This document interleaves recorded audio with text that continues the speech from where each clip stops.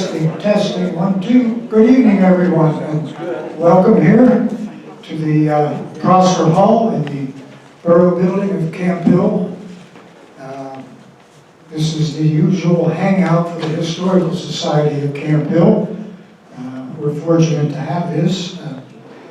If any of you live in the borough or have heard rumors about the borough, there is no land available. You have to pay about $150 million just to get a little lot. So we're fortunate to be here. So I want to welcome Historic Harrisburg. This will be the second program that we've had with them. The first one was strictly on the businesses of downtown Harrisburg. And surprisingly, many of the management people and even a lot of the worker bees lived in Camp Hill. So we have quite an arrangement. But anyway, again, I want to welcome you. I just might warn you, all of our events normally start at 6:30. So if any of our members who are ingrained habit of 6:30 happen to wander in, that's who those strange faces will be.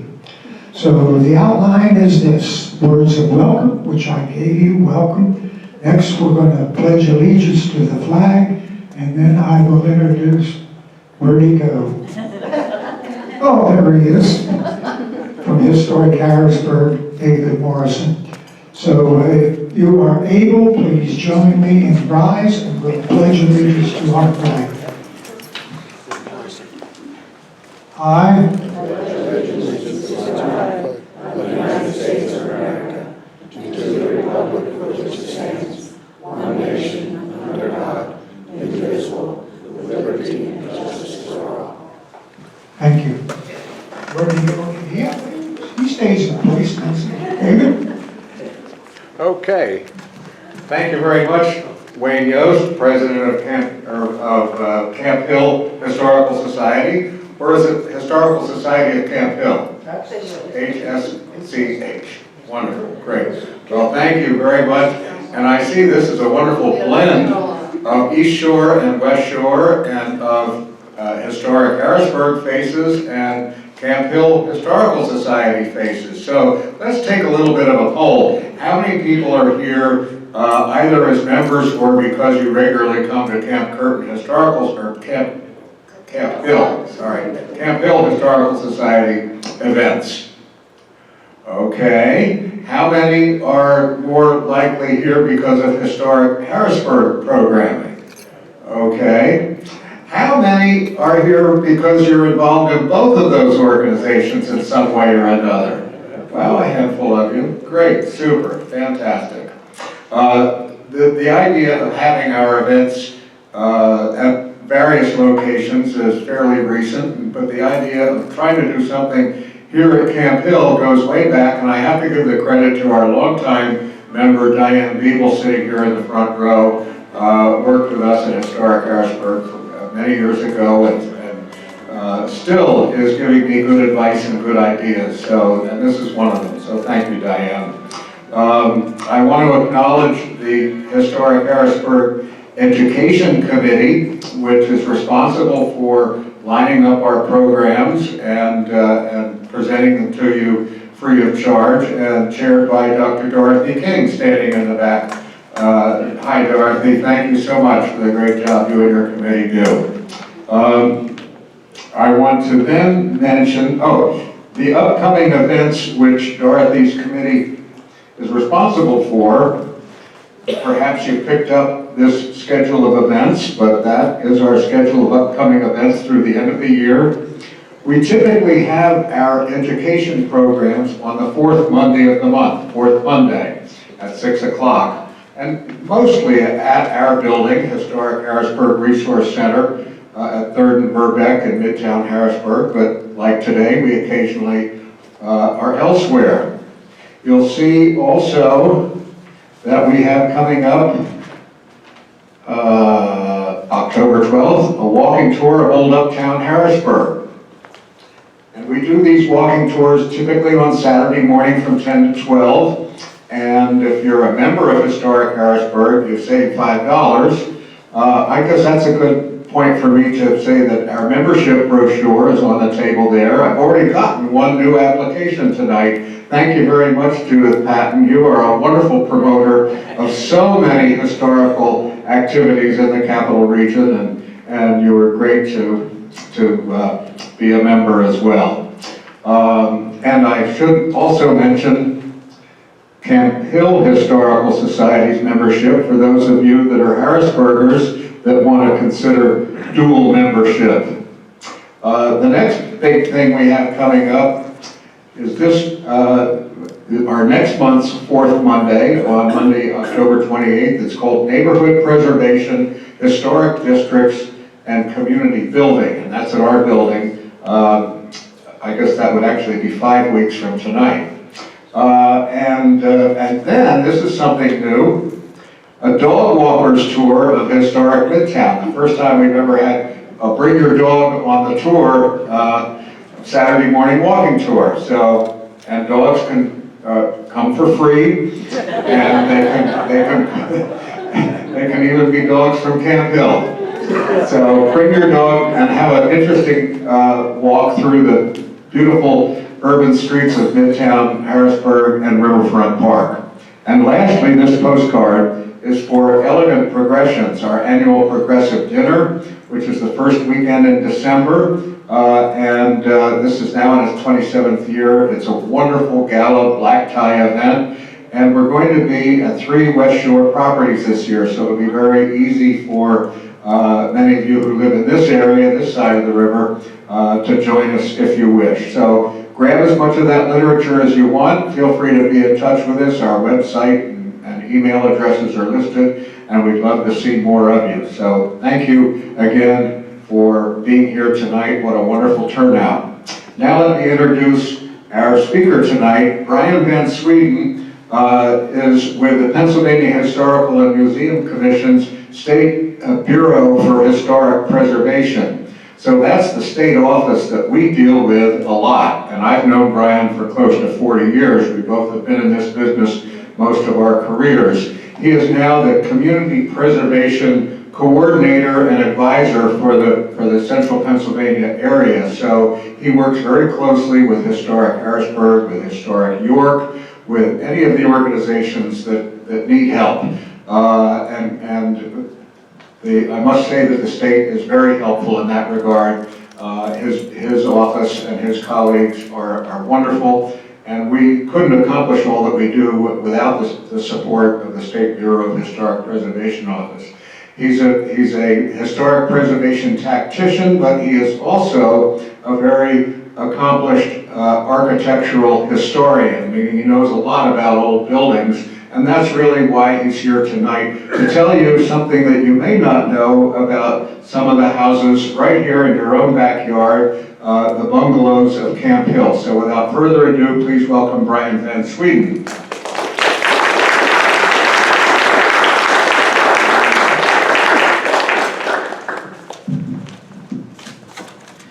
Thank you, David. Yeah, I appreciate the opportunity to speak here, just a couple blocks away from my own house. So that's always a nice treat. Usually I'm traveling off to someplace to go say something. So I wanted to, a lot of this is going to be focused on kind of the architecture. What's the architecture about? What does it tell us? But I'd like to start, because I also am a historian. I want to talk about kind of where this fits, where this architecture fits in the context of the history. And this is kind of be a kind of remedial history for those of you who know this, but I just want to kind of make sure that we kind of cover it. And that is that, we always talk about the West Shore as being kind of these communities that have been here for so long. You got to remember that the West Shore started out as just some small villages, small towns. New Cumberland was you could see is a little bit developed. Wormleysburg is there. Lemoyne doesn't even show up. Camp Hill is still called White Hill at that point. So this is very early on, and really these are just little kind of rural villages at the time, outskirts, far on the outskirts of the city of Harrisburg. But then along came the streetcars. And around the turn of the century, they started developing streetcar lines that ran from Harrisburg out to all of the boroughs here in the West Shore. And that's really the heyday of these boroughs. All of them developed, if you look around, you drive down the streets and there's a nice grid pattern where just a few blocks on either side of Market Street here in Camp Hill and in Lemoyne and on Bridge Street in New Cumberland, you find all these houses that date from that period, the early 20th century. And so it's kind of a perfect little petri dish for looking at the architecture of early 20th century Pennsylvania. So one thing I just wanted to we wanted to define the bungalow. For those of you who are kind of up on the terminology. The bungalow, architectural historians argue whether or not it's a style or whether it's a form, but in any event, the most typical form of the bungalow that when we define a bungalow is that it's usually a 1.5-story house with a full front, a big porch across the front, and a single dormer coming out the front. That's kind of the very baseline. We'll talk a lot about some of the details and what kind of other details you find on these bungalows. But I wanted to get started with just that idea, that a picture in your head of what we're talking about when we talk about bungalows. So you may have noticed in the title slide, talked about arts and crafts bungalows. The one thing that a lot of architectural historians do is they group bungalows under the heading of arts and crafts architecture. Arts and crafts architecture was popularized in the early 20th century by a number of different people, including Gustav Stickley, Albert Hubbard. All these people were talking about the arts and crafts movement was a bigger thing. It was kind of a rejection of the machine-made, manufactured Victorian, both the decorative arts and the architecture. All the kind of gingerbread, as we often call it, the little sawn details, the little turn details, that was seen to be kind of passé, and they wanted to get back to something that looked nice and handmade, something simple, handmade, straightforward, no frills. And the arts and crafts movement was the bigger kind of movement that got people interested in that, and the architecture began to reflect that new taste in design. Wrong way. Going wrong way? Oh, I see what happened. The other way. I'm using a mouse, so I was thinking, okay, there we go. All right, so the kind of the characteristics of arts and crafts architecture, and I like to call it easy living in a natural setting, where if you go into a Victorian house, everything is very kind of formal, and it's got kind of a little bit of it was kind of seen as a little stuffy. So this was kind of the new American architecture. This was architecture that was designed to be kind of the way people were really living. And what they wanted to do, the arts and crafts idea came in that they were using traditional materials and building methods. So you'll see lots of natural stone, natural woodwork, brick, tile, stucco, all those things that can be handmade, even though they often were machine-made, to be honest. But a lot of them were handmade materials, or designed to look handmade. And so the details and the features were all kind of rustic or very simple in any event. And informal floor plans, again, there wasn't like these kind of grand entrances like you had in Georgian houses, where you entered into a center hallway to kind of be introduced. You didn't have the formal parlors that you would find in a Victorian house. So these are a lot more kind of casual, more family-oriented places. And of course, porches. I talked already about the front porch as being kind of one of the main features of the bungalow, and this was common throughout arts and crafts architecture, that was that kind of indoor-outdoor living where you are able to enjoy nature, enjoy the fresh air. That was really important. So one thing that I often do when I'm looking at architecture is I try to figure out, well, where did this come from? I've talked about what that form looks like. Well, did it just appear out of nowhere? In my kind of studies, I've looked at something, an earlier style, a style started in the late 1800s called the shingle style. And the shingle style was often, got popularized along the East Coast in kind of seaside communities. And it featured lots of wood shingles on everything. So again, it had that kind of rustic feel. And you've all heard, seen houses from Nantucket or Martha's Vineyard or something like that. These they have that same kind of rustic feel, simple feel, and a lot of them were in this 1.5-story form. And a lot of them, because they wanted to use that upper story, they had these dormers. So I kind of surmise, and a few people have backed me up on this, and that is that that what we think of as the bungalow form, the bungalow style, kind of had its initial birth in the shingle style. That's where that idea of that floor plan, of that format came from. And that was I think you'll start to see that, I think, in around this time. So a lot of these buildings were, around the turn of the century. Bungalows came just slightly later, and but I think that they held on to that form. When we talk about bungalows across the country, the eastern bungalows kind of stand out a little bit. They don't look the same as a bungalow you might find in Chicago or in California. Those had different influences from other architects, other kind of architectural influences. So I think this is kind of where the eastern bungalow, if you will, got its idea.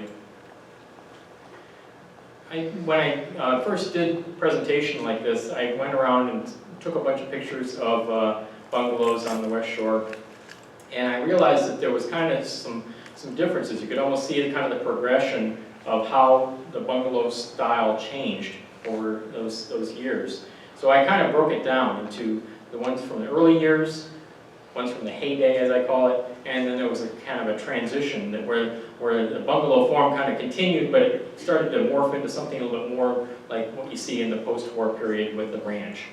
And the reason I talk about this, and this is true of pretty much every architectural style. Architectural styles, they come about when famous architects start designing them. They show up in architectural magazines. Maybe contractors start seeing them and saying, "Oh, I want to try to do that." And they imitate that. They want to seem, up to date, up to style. So the ones at the beginning are always the ones that are kind of really quintessential examples. They have all the right features, all the right things, and they're just kind of, if you're going to look for the best examples, they're often the earliest examples. During the heyday, which we'll get into, the bungalow becomes kind of almost standard. It becomes so common that all the builders are doing it, and so you start to, while it still has the same kind of form and stuff, some of the features start to get a little even more simplified and a little bit more standardized. And so we'll look at a bunch of examples of that, and again, the transition later on, we'll talk a little bit about that too.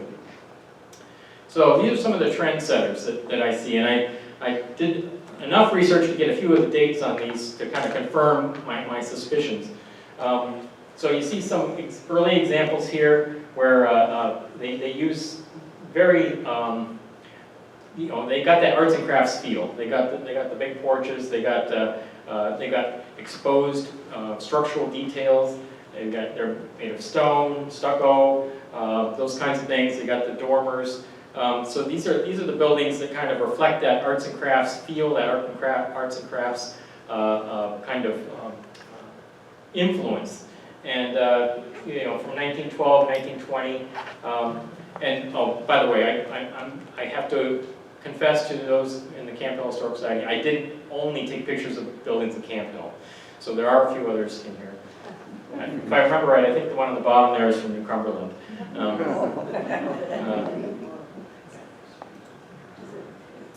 Some other trendsetters. I talked a lot about how the gable kind of slopes down over the porch in kind of the typical example. But another example you often find are these examples where the gable, the peak, faces the street. And that's another variation on the theme. Still, again, 1.5 stories, your porch. You've got nice simple columns and stuff. Details, again, structural details kind of called out. I believe this is a wood shingles on the front of that. So again, hits all those right notes, and is a good example of that kind of alternative form of the bungalow, kind of a cottage. Another example here from New Cumberland, right there on Bridge Street. And this one, although it's been altered somewhat, you can see a lot of the kind of very heavy, kind of structural looking details of the brackets that hold up the broad overhanging eaves. Here, especially on the front, the front porch has been enclosed in this case, but you can still see that it had lots of windows, lots of dormers, that kind of very informal feel to it.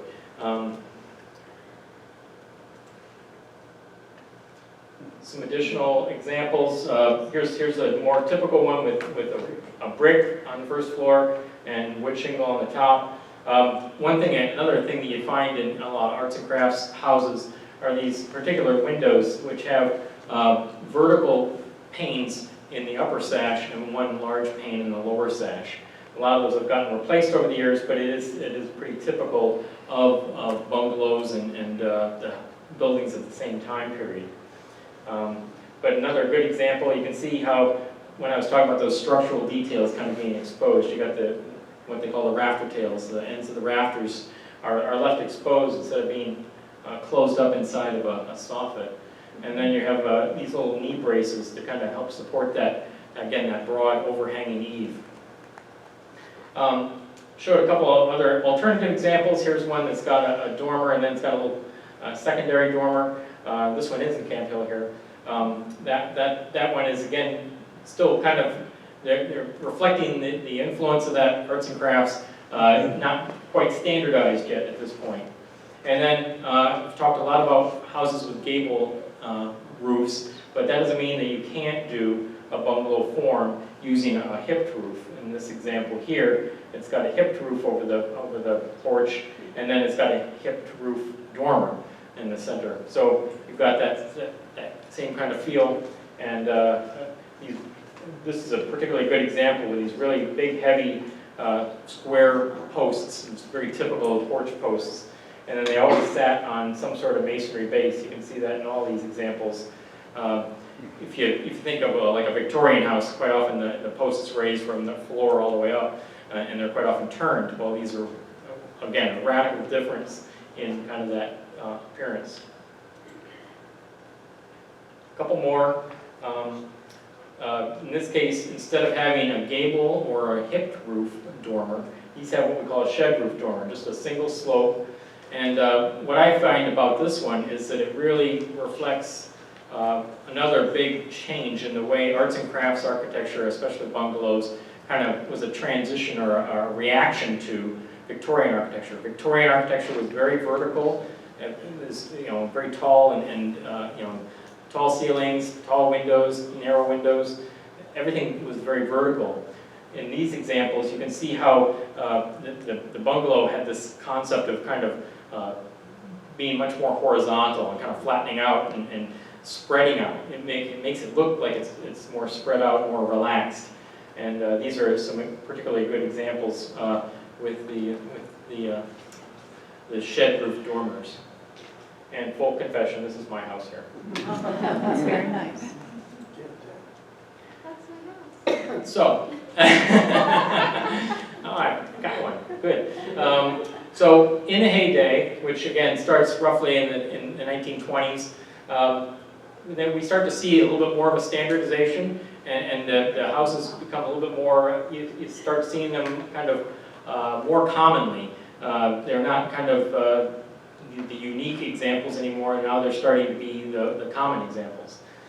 So again, some hipped roof examples here. Again, full front porches.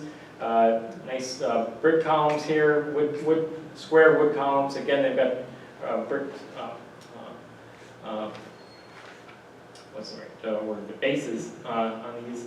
And I think in some of these examples, you can see that they have the typical kind of windows. One thing that you often see, again, in the idea of bringing lots of light in, is that they group these windows together. So you'll often see multiple windows, in porches and in the main room, in the living room. And then, of course, you do see some, plenty of bay windows still around because those are good, again, are really good for bringing in a lot of light. And then these are, of course, these are the kind of the cream of the crop in terms of being that typical example with the long sloping roof coming down front with the gable dormers, full front porches. Here you get these, we call them battered porch posts. They kind of slope very drastically, but they look really solid, and that's exactly the whole point of what the builders were trying to achieve. And again, these groups of windows, especially in the dormers, you'll see these groups of windows that provide lots and lots of light to the interior without kind of creating the picture window effect that we might think of today, and often used in multiple panes. Yes? Do you think the majority of these bungalows came from the Sears catalog? I think the Sears catalog, it's always a little difficult because the Sears catalog essentially reflected something that was very popular. So it's, sometimes you can find them, in a catalog and say, that's exactly, my house. But I think in a lot of cases, there's not a lot of difference between one that may have been built, by a contractor right there on site and one that was shipped in. But yes, there are a lot, the Sears and Aladdin and some of those other companies that sold kits for these houses. The bungalow was very popular. You just have to kind of, if you take if you go back and find some of the catalogs and look, you may be able to find one that looks a lot like yours. But again, the floor plans weren't that much different than what you were normally building, what a lot of builders were building anyway. So sometimes I think it's a little bit hard to spot them. But Does a bungalow have to also be a single family home, or were there also bungalow duplexes? good question. Maybe that'll show up later in the presentation. Because I'm thinking of a couple of them in Camp Hill. Here's a good examples of how these bungalows started to become really popular. You started to see situations where a builder may have bought a bunch of lots and started building bungalows and bungalows. So you see, in this case, they're varied somewhat, but in other cases they're very similar but all kind of lined up in this nice little row, but all having those same kinds of typical bungalow features. And these are all built, again, right in the middle of the 20s. This one a little bit later in the early 1930s, but all during that heyday of bungalows. This is Camp Hill. I think this is Lemoyne, if I remember right. This is Cumberland. And a couple of other examples. This one, I always drive by these and think, oh, that's such a great example. And that's of course right here on 23rd, just a couple blocks away. Again, those battered posts, as we talked about, exposed rafter tails, has all those typical details. Here's one with yet another variation on the roof line, but still creating that same effect. In this case, it's, if you really want to know, it's called a jerkin head, or a clipped gable. Basically it's a gable roof, but it's got this little hip section. So it's another variation on the theme.